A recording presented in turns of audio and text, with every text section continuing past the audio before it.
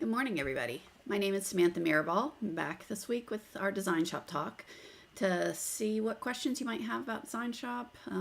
Pretty much whatever you want to talk about. Most of the time I'm game.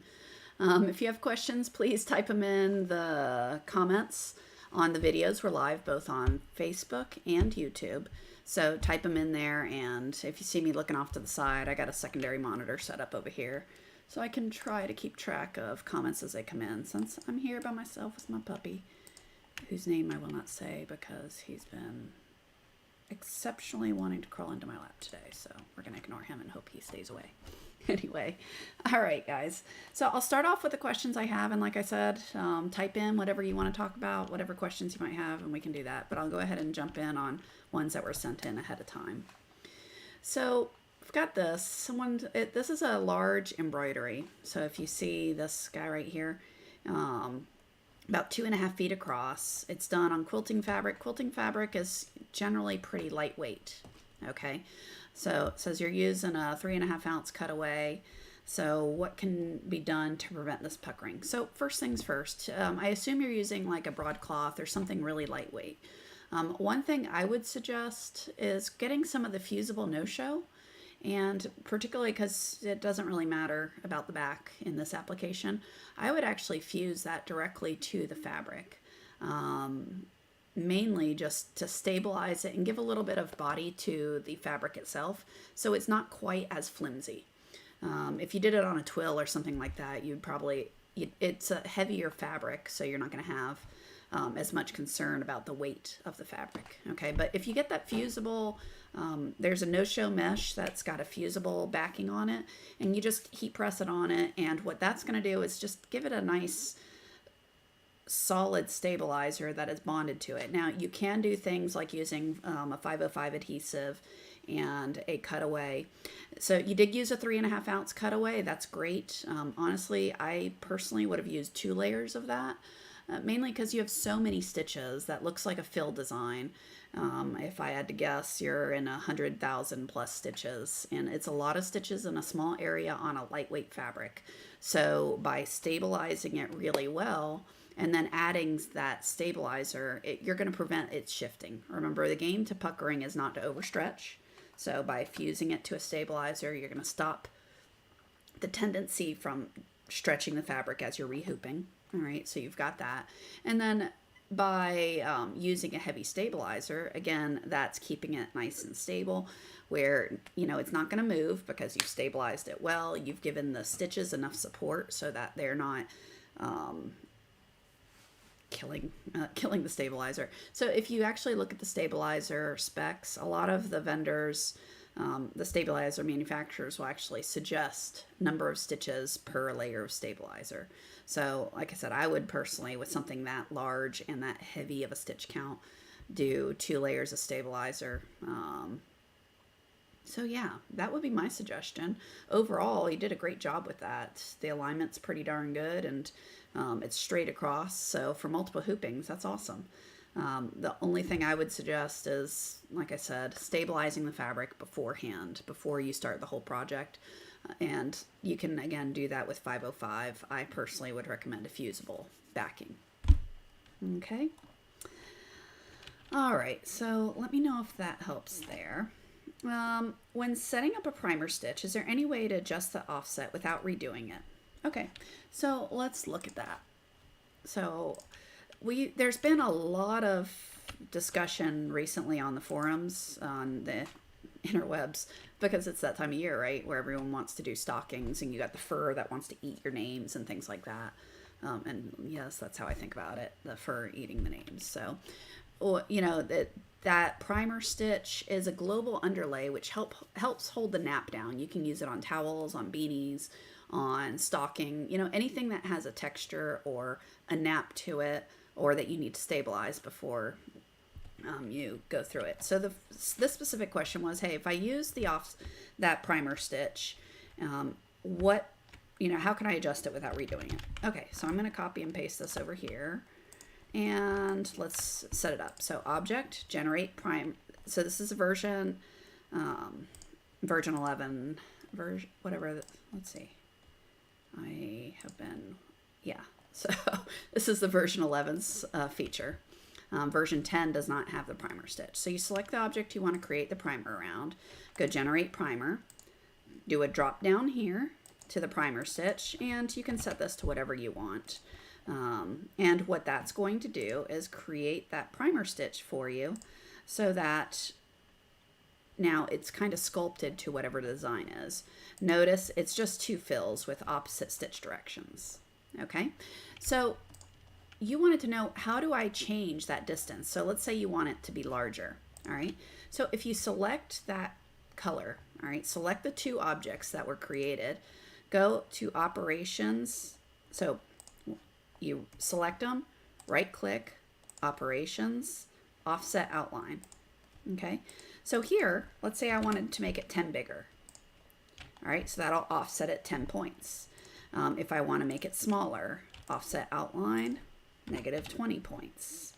So negative makes it smaller, positive numbers make it larger. Okay,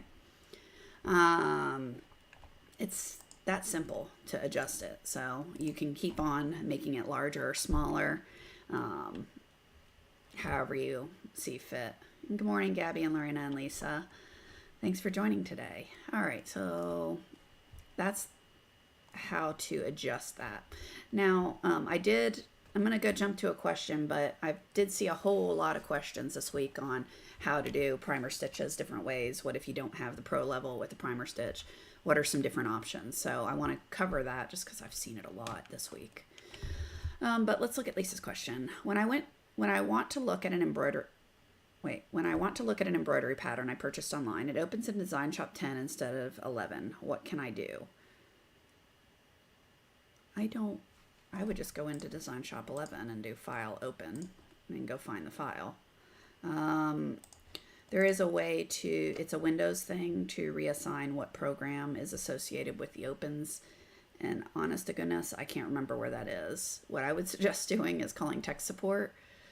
Windows and I are, I usually ask my husband how to do all that because Windows and I don't get along too well. But I know there is a way you can associate a program to a file type. I just don't know where that is. So like I said, I would suggest calling the tech support guys and gals and having them take a look for you. All right, so I'm sorry. I'll see if I can find an actual link for you on the Q&A afterwards, or if someone at Melco's there, maybe there's a Q&A already on that. I don't know. All right, Pam, good morning. Yes, my runs for the last 2 weeks have been a lot of fun. That was my 5th marathon, so I've actually run 5 marathons now. I do the same one every year it's the Sunday after Thanksgiving. And this year was beyond unpleasant. Oh, we did get a link to the file associations for you, so check that out. But yeah, this year it was like 95 degrees at the finish.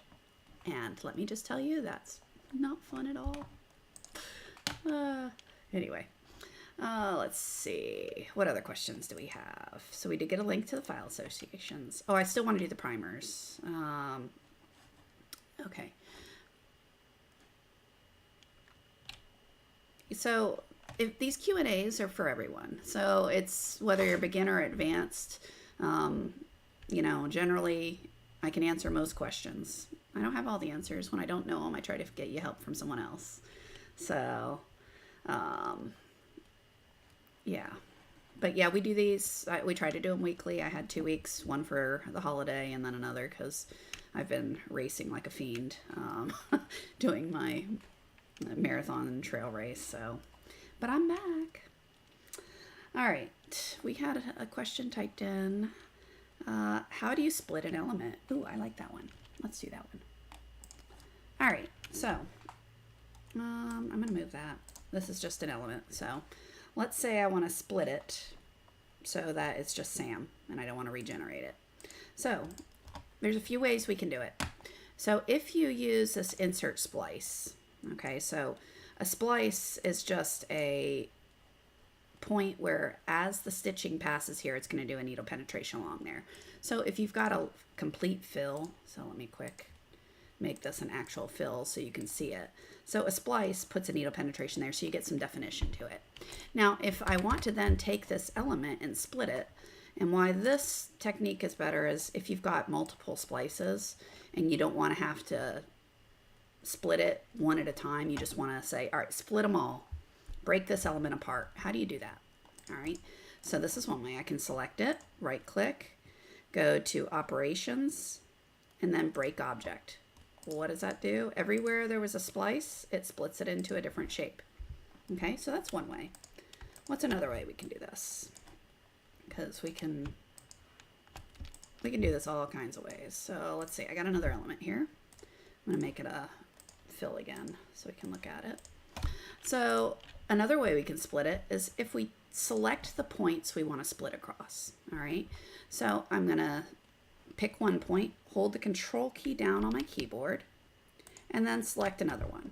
Now that I have 2 points selected, right here, you see that split element at selected point? Now I can split it. All right, so I can again select 2 points by holding the control key, split element at selected points. Well, what if I don't want a straight split? What if I want, let's say, okay, that's a good question. We had a question of what if I have a line? What if I don't have a fill? How do I split this up? All right, cool.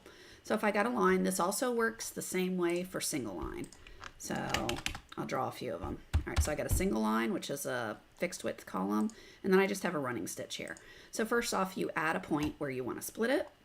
So I left click to add that point, click split element at selected point, and now these are 2 elements. That goes the same with our single line. If I add a point, I would select whatever point I want to split it at just by left clicking on that point and then say split element at selected points. And now these are 2 separate elements. Okay, now what if we don't want a straight splice on a fill? All right, a straight split. So for instance, close shapes, custom shapes. I want the heart. Where's the heart? Oh, I don't need sign language. Shapes. I just want to drag a heart. I didn't want to draw it because my hearts are always wonky when I try to freehand them. Okay, what if I want to turn this thing into a broken heart where I have half of it one color, half of it another? All right, what do? Well, I'm going to select my shape. I'm going to go over here, and instead of the insert splice, if I left click and hold down, you see it drags out this menu? I'm going to click on that insert curve splice. So now I can add a jagged line for my thing there. So now I can either break element apart, so that we did earlier, or I can select the end points of that and click on split element at selected point. It does the same thing. So we can now have red and white and black. All right, I shouldn't be playing with colors, but all right. So you got that. Well, what if I want to rotate this part out around this point? So you see that guy right there, that little circly thing with an X through it? If I leave that there and I go to rotate it, that rotates it around that point, which isn't what I wanted to do. I wanted to swing it out from this point. So if I click on my shape, left click again to make it clear boxes, open handles here, which is in rotation mode, I can then left click on this guy, drag it down here, and now I can rotate that over. That's fun. Okay. All right, so that, now we did that also works with curves. So I did it as a straight lines, but you can use insert curve splice. So if I do right clicks instead of left clicks, I can insert a splice line there, operations, break object, or I can split it across there. Okay, so you can see you can create yings and yangs or whatever. Okay, that was fun. So we split some elements. Let me delete all this now that I made a big mess. All right, any other questions typed in before I jump on? Okay, so the primer stuff that I did want to show is, so some of the questions we always have, what if, one I often see is, I don't have 11 yet, which has that cool primer tool.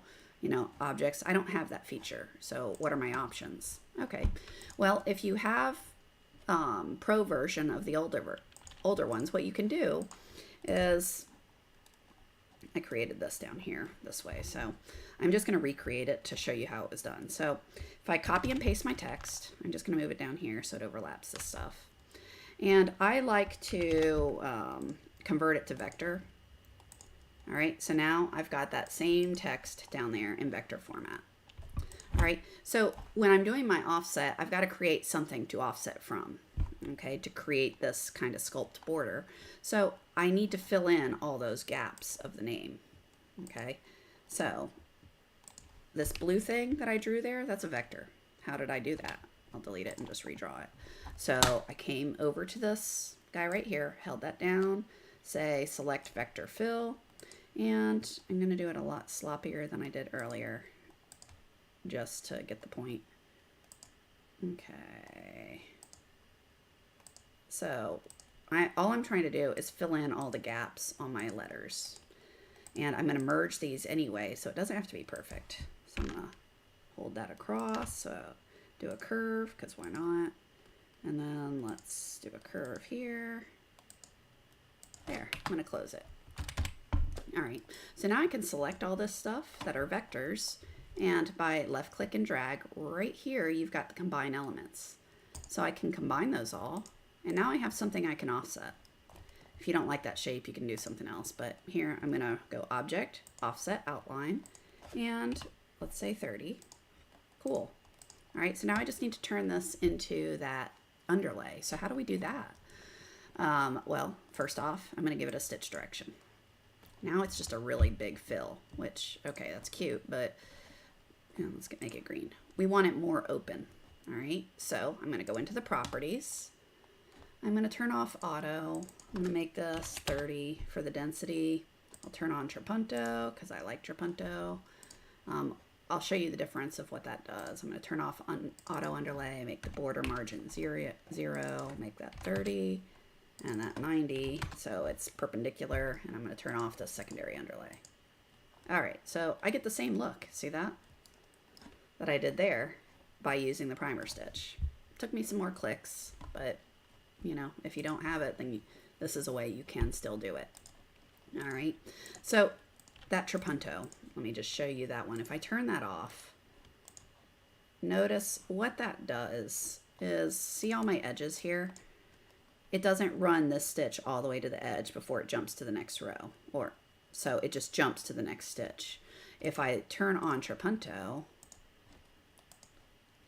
it's going to clean up all those edges, so it runs it all to the edge before it continues down the next row. That's the difference. Now, when you're doing something on fur or on a towel or something with high nap, do you need Trapunto? No, not really. You're not going to see it anyway, because the goal is to make this underlay match the fabric color. So, yes, it looks cleaner as a Trapunto, but if you don't have that feature, you don't have that feature. So I wouldn't stress it. I would just go with whatever you want. All right. Okay, what else? Oh, all right, so that used offset. So the other thing is, well, I don't have offset. I just have basic DesignShop. Now what? I still want to do it. What are my options? Okay, cool. Let's see. I got my text. I'm going to come over here and do select complex fill. You have two options. If you got a decent eyeball, pick a distance and do this. So I'm just left clicking around, hold it. Let's say I want to curve that. So left click, right click, left click. I'm going to go straight across here, right click. Ooh, that's too much. Let's do it a little closer. There we go. Right click. I don't like that corner, but I'll fix it in a minute. And that was pretty ugly, but I'm going fast here. All right. I'm failing, but okay, I'm going to hit enter to close the shape. All right, so you can sketch it yourself, and then you can fix the points if you don't like it. Like I hated this, so I can add a point there, select this one. If you hold the control, this is a fun trick. Hold control and move it, and it curves it pretty. So I do the same thing over here. I'd add a left click, and hold the control and move that to curve that point out so it's not quite so icky. All right, so now I got a vector. So now again, I can apply my stitch direction and then do the same thing we just did, except you're not gonna have trapunto. So make that 30, 40, whatever you want. Fill, underlay 0, 40, 90, turn this one off, apply OK. There we go. Okay, so that's one way you could do it. If you want to do it even faster and you don't care about sculpting it, you can always do complex, select that rectangle, draw a rectangle around it, and now I have a fill. So now I just got to modify its properties.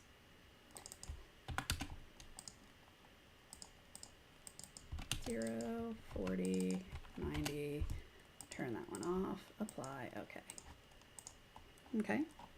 So there, you've got a lot of options. And let's say you did this and you don't want to trace it, but you still want to sculpt it some. Well, you can add points and move them around. See that? So I can add left clicks on here. Let's leave that one there, move that down. That's okay. Add a point here and there. Oops, I don't want that. Left click and drag. Let's delete that point. So you can still sculpt it by adding points and moving them around. And that used none of the features of the higher levels of the software. All right. Okay, that's primer stitching. We did a lot of that. Show how to manipulate fill. Specifically, I'd like to be able to add curves and multiple stitch directions in an element. Okay, cool. So I actually had another question that popped up, which is related. So, you know, I've got this. I want these to be satin and not fill. So you see how this is all a fill stitch? So how can we clean that up? All right. So this is all, you know, manipulating stitch directions. So let me go. I drew that stitch direction. Okay, so I drew something similar. All right, so what we've got is something like this, and what we want is something like this. So what do? Well, if you click on the element, so let's just look at this one. Right here, you see that dashed line? That's the stitch direction. So first off, it's set up as a fill. So if I change that to satin, okay, that made some of it satin, but now I got this kind of random fill through here, which isn't the look we want. We want it to be nice and satin. So how do you change that? Well, we've got to manipulate our stitch directions. So to do that, click the element, then right here, see insert stitch directions. When you click on that, that dashed line turns solid, and now you can manipulate that by dragging it around. And I can left click and drag and add additional stitch directions. You see that? So I can go through here and add stitch directions so that my satin stitch runs around a lot cleaner. Okay, now that's all there is to fixing this, right? So I can select that, tell it, well, I don't want it to be a fill, I want it to be a satin. Now I'm going to go add stitch directions and just add them to clean it up. All right, and notice here I still have fill.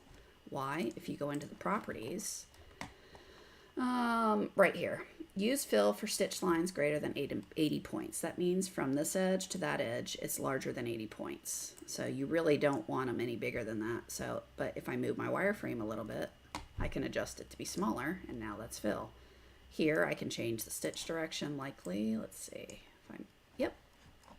Okay, so we can turn all of those into that nice satin stitch. Now, if you're looking to do curve stitch directions, so let's say, I do this quite a bit. So let's say you want to make something look like water. All right, so, all right, we got a straight stitch direction first. That's not watery, right? So how do we fix it? Well, first off, I'm going to delete the stitch direction. I'm going to hold this guy down, and notice right here we have insert curve direction line. So you can use that to add stitch directions to curve the stitches around. Okay, and you can add multiple stitch direction lines. Keep in mind, if you start doing crazy stuff like this, you're going to, at some point, you're going to anger it because you're telling it to do things that are impossible, right? So I'm trying to make it break, so I can give you an example, and it's getting mad at me for trying to break it. So Oh, and of course it's going to behave and not break for me. But if you ever notice it goes completely wonky and there's no stitches in an area, generally why you've told it to do things that just are impossible. Make the stitches go vertical, but also horizontal, and also make them spin in a circle, things like that. It can't do it, right? It's physically impossible. So how you fix it if it completely goes wonky like that is start deleting some of those stitch direction lines that are fighting with one another, and it'll clean itself up. Okay. Let's see. Any other questions typed in so far? I don't see any. All right. So, but yeah, that's all there is to this one. You know, go insert stitch direction. That one's not bad. Let's add some. Oh, like you saw how the stitches went crazy for half a second there. That's the underlay, not knowing what to do. So, you know, just finish cleaning up your stitches and see where you're at before you freak out over it. All right, and then I can tell that to become satin. And let's see. Yeah, getting better. So I still have some large stitches to clean up, but it's way better. So I'd have to change the size of my element in there, or split the element, something like that. Okay. All right, what else? Did I miss any? Ooh, come back. Add curves and multiple stitch directions. We did that.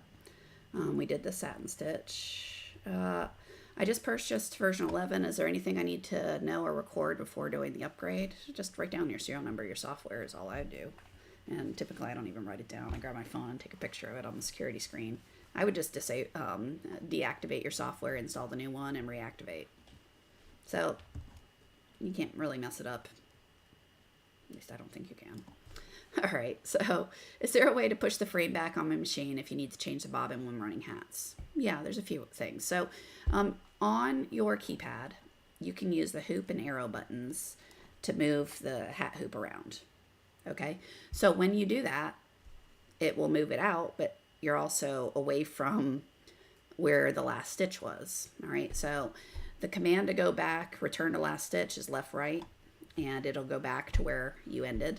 So yes, you can move the pantograph, which hoop and arrows will move it around.